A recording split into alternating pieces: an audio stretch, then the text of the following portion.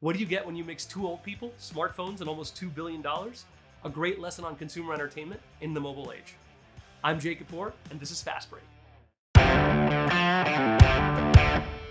FastBreak is my video newsletter where I break down business topics from the context of media, technology, and venture capital.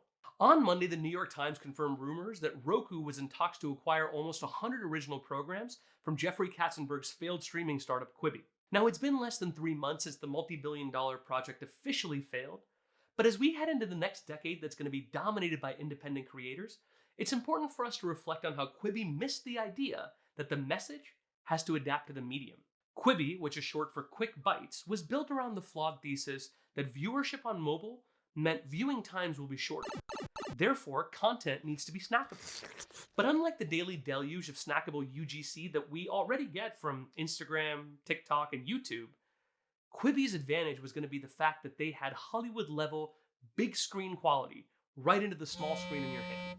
Or so they thought. Quoting from Ravi Mehta's article on the entertainment value curve, on mobile, the entertainment value is a byproduct of production value and social value. The formula generates an efficient frontier of product market fit. If we chart this out, the y-axis is social value, or the level of personal connection the viewer has with the content and the creator. This is generally subjective. In fact, a lot of celebrities and influencers excel by making millions of viewers feel like they have a personal connection with the creator, even if it's one way.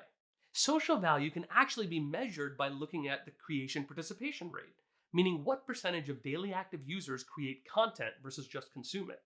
On Snapchat, 60% of users create versus less than 2.5% that create videos for YouTube. So we can also map these digital video platforms from most to least social.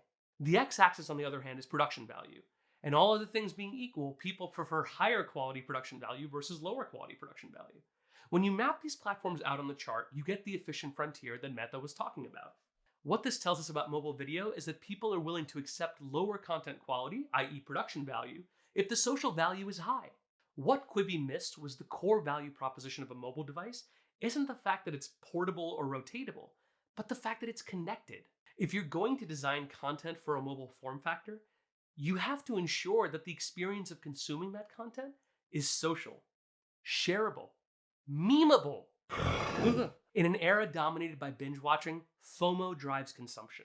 No one wants to be left out of the loop when all their friends are talking about Queen's Gambit or The Mandalorian. And there were certainly more ways to make the Quibi app more connected, porting over social graphs that I can watch and discuss shows with my friends, or allowing screenshots so I can share it to Twitter and Instagram.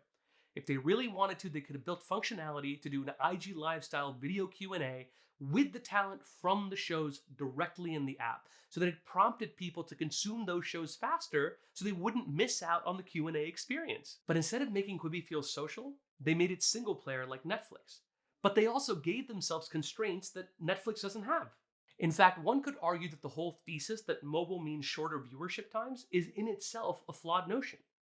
Average time with mobile video went up in 2020, but it's been trending that way for years. Look, whether you're Amazon, Netflix, Apple, HBO, or any of the other content streaming players, the name of the game in content today is exclusive IP. And despite impressive revenue growth, stock gains, or mobile subs in 2020, Roku still trails those giants in that key category. If the content purchase deal with Roku does go through, I actually think some of Quibi's shows will do quite well.